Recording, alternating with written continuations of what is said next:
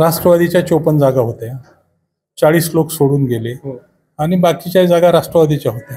त्याच्यावरती दोन्ही गट दावा करणार, त्याच्यामुळे लढती ह्या राष्ट्रवादी विरुद्ध राष्ट्रवादीच होणार आहेत. शिवसेनेची तीच परिस्थिती राहणार. राष्ट्रवादी काँग्रेस पक्षाचे प्रदेश उपाध्यक्ष आणि शरद पवार यांचे निकटवर्ती म्हणून ओळखले जाणारे जयप्रकाश दांडेगावकर आपल्यासोबत आहेत. साहेब, आज विधानसभा निवडणुकांच्या पार्श्वभूमीवर आढावा बैठक घेण्यात आली. काय ठरवण्यात आलं सगळ्यांच्या वतीनं? सगळ्या कार्यकर्त्यांचं मनोगत जाणून घेतलं. कार्यकर्त्यांची भावना ही वसमत तर हक्काचा मतदारसंघ आहे राष्ट्रवादीचा, पण हिंगोलीमध्ये सुद्धा राष्ट्रवादीची मोठी शक्ती आहे. त्याच्यामुळं हिंगोली किंवा पूर्वी लढवलेला कळमनुरी या दोनपैकी एक मतदारसंघ राष्ट्रवादीने लढवावा अशी मागणी केली आणि ती मागणी मी श्रेष्ठीकडे मांडणार आहे. बरं, काय जागा वाटपाचं कसं काय असणार आहे? कितीचा फॉर्म्युला ठरणार आहे? कारण तुम्ही त्या बैठकीमध्ये होतात आणि पुढच्या बैठकीमध्ये असण्याची शक्यता आहे. नाही, जागा वाटप साधारण 80 ते 95 प्रत्येक पक्षाला जागा राहतील आणि मित्र पक्ष जे आहेत ते ज्याचे त्यांनी सांभाळायचे.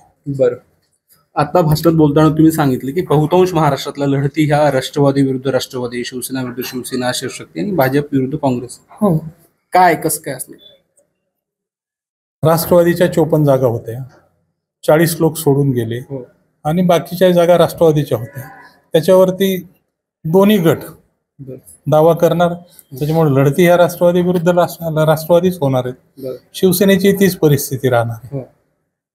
मराठवाड्यातले राष्ट्रवादीचे सर्व सिनियर लीडर म्हणून तुमच्याकडे बघितलं जातं. मराठवाड्यासाठी शरद पवारांचा काय निरोप आहे? मराठवाड्याची मला 4 जिल्ह्याची सगळी माहिती ठेवायला सांगितलेली. बाकीची काही राजेश भैया तिकडचे बघतील आणि पुढच्या आठवड्यात आमची बैठक होणार आहे, त्यामध्ये ह्या सगळ्या चर्चा होतील. मराठवाड्यात किती जागांची तयारी करण्याचे निर्देश देण्यात आले तुम्हाला पवार साहेबांकडून? नाही, अजून तसे काही निर्देश नाहीत. आम्ही मतदारसंघ वाईज राष्ट्रवादीची शक्ती बघणार आहे आणि राष्ट्रवादी या निवडणुकीत प्रॅक्टिकल राहणार आहे.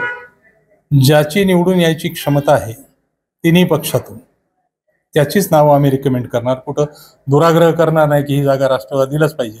तिथे एखादा दुसऱ्या पक्षाचा जर खरंच मजबूत असेल तर त्याचा सुद्धा विचार करू. बरं, विकासाच्या मुद्द्यावर वसमतचे आमदार राजूभाई नवकरे हे महायुतीसोबत गेले आहेत. निवडणुका तोंडावर आहेत. या काळामध्ये एक चर्चा आहे की ते परत शरद पवारांकडे स्वगृही येतील, तुतारीकडे येतील असं बोललं जातंय. येऊ शकतात का? तुमच्याकडे काही निरोप आहे का तसा?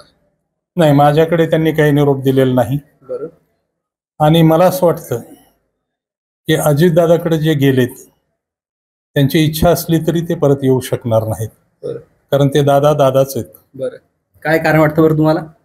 आता आम्ही सगळ्यांनी बरोबर काम केलेलं आहे. त्याच्यामुळं दादा कुणाला असं मोकळी परवानगी जातो म्हटलं तरी होणार नाही. बरं, साधारणतः वसमत विधानसभेमध्ये तुम्ही निवडणूक लढावी अशी कार्यकर्त्यांची इच्छा आहे. मनाची तयारी आहे का निवडणूक लढण्याची? सैनिकाला युद्धाची तयारी आहे का, मनाची तयारी आहे का हा प्रश्न असतो. आम्ही कार्यकर्ते आहेत, सैनिक आहेत. उद्या पक्षश्रेष्ठीने सांगितलं की हे करावं लागतं, तो आदेश सगळ्या कार्यकर्त्यांना ऐकावाच लागतो. बरं, महाविकास आघाडीकडून वसमतमध्ये जर तुम्हाला उमेदवारी मिळाली, तुमच्या विरोधात अर्थातच विद्यमान आमदार असणार आहेत, म्हणजे ती लढाई गुरु विरुद्ध शिष्य असणार आहे. थोडासा अवघड प्रश्न आहे, पण बहुतेक तसं होणार नाही. बहुतेक तसं होणार नाही. बरं, कसं असणार मग वसमत विधानसभेचे चित्र? मी आज सगळंच तुम्हाला जाहीरपणे सांगत नाही, पण तुम्ही म्हणताय तसं होऊ शकत नाही. बरं, एक शेवटचा प्रश्न आहे. आता निवडणुकीला खूप कमी काळ शिल्लक आहे. वसमत विधानसभेसाठी आता तुम्ही पहिल्यापेक्षाही जास्त जे राजकारणातला तुमचा वावर, समाजकारणाचा वावर आता हा मागच्या हल्ली 2-3 महिन्यापासून वाढलाय.